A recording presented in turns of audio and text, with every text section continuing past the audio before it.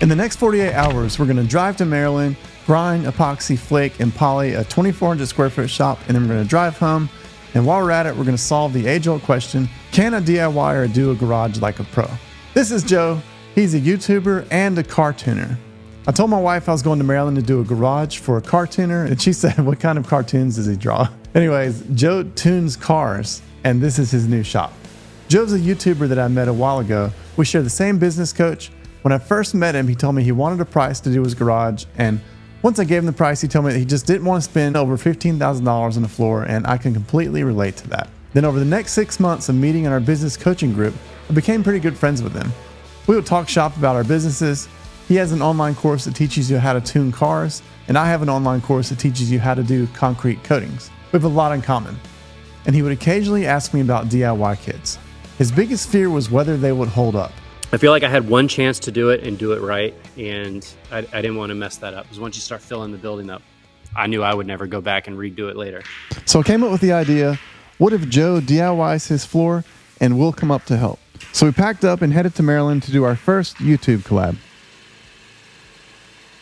The first thing we had to do is grind the floor. Most DIYers have to rent a grinder, but we brought our prep master. What did you think of grinding? How hard do you think that was? I didn't know what to expect. The machine was like smaller, easier to manage than I thought. I don't know. I just pictured this big crazy thing that was going to be acting like a jackhammer almost, but it was really, it was just tedious and time. It wasn't difficult. And I think we only had one machine and we did all that in less, half a day, maybe three-quarters of a day. Grinding is all about equipment. It's just tedious and slow. Yeah. And a lot of people just don't have a big enough of a machine. Like ours didn't look that big, but it was really heavy. So that's why it did really well. No, it wasn't hard at all and totally manageable. It didn't completely vibrate you to death or anything like that. So DIY kits tell you to acid wash the concrete. It's terrible advice. You should always run a grinder. But Joe got to cheat a little here because we brought our stuff with us. And then once we ground the floor, we ran the shop blaster over it. We could have vacuumed, but we only had 2 days to do this, and cleaning with the shop blaster is a lot faster than just vacuuming.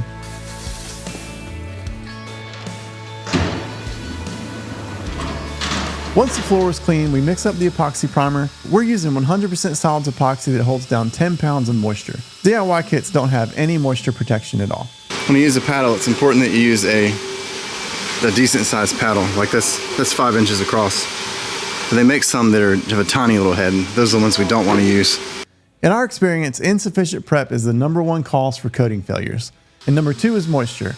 We're going to solve both of these problems with our prep methods and by using a vapor barrier primer. What do you think of the mixing process? Any thoughts on that? Was that particularly overwhelming or is that pretty simple looking? No, I would say probably...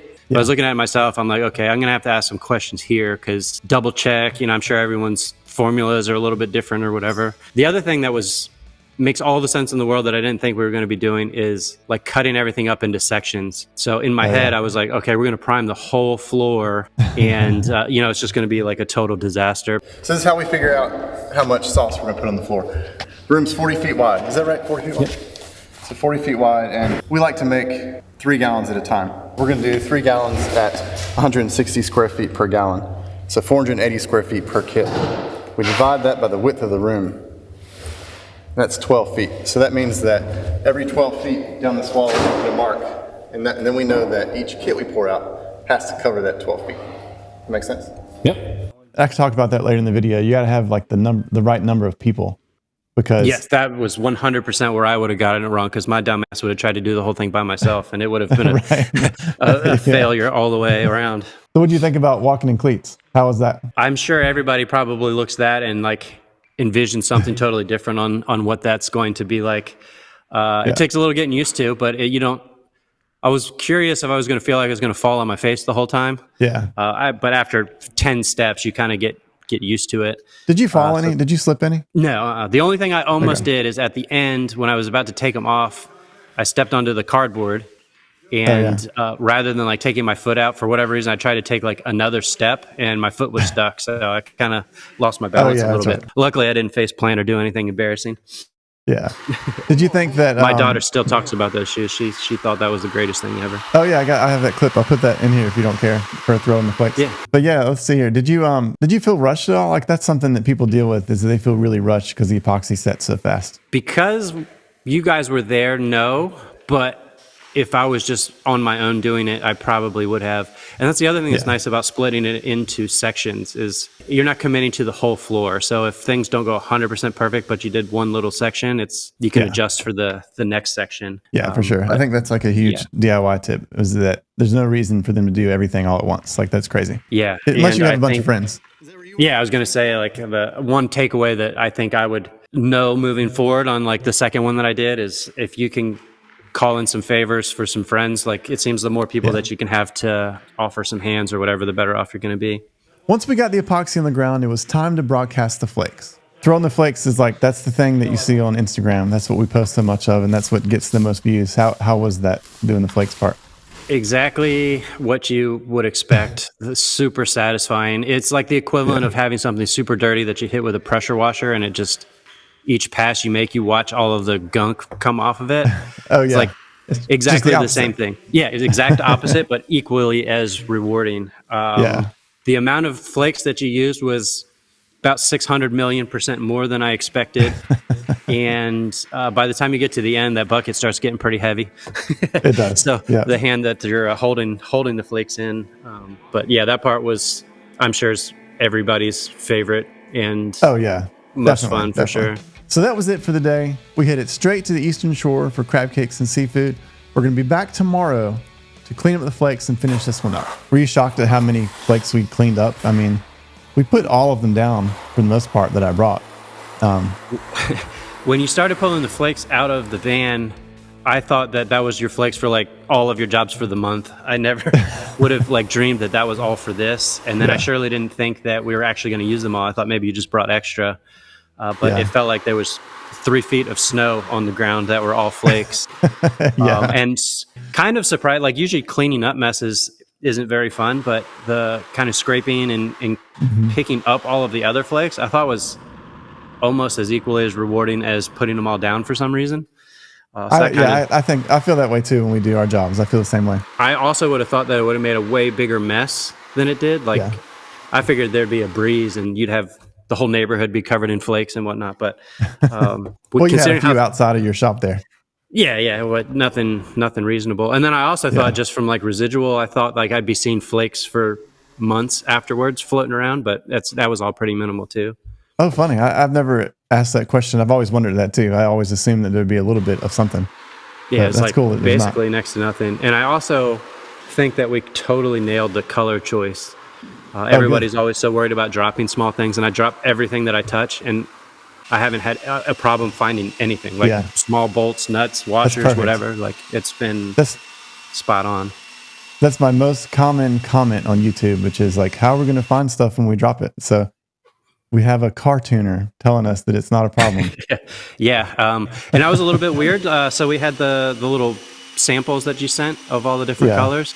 And I'm not going to lie, like I set the ones that I liked, and then I took like small washers and like dropped them on the like little cards just to see.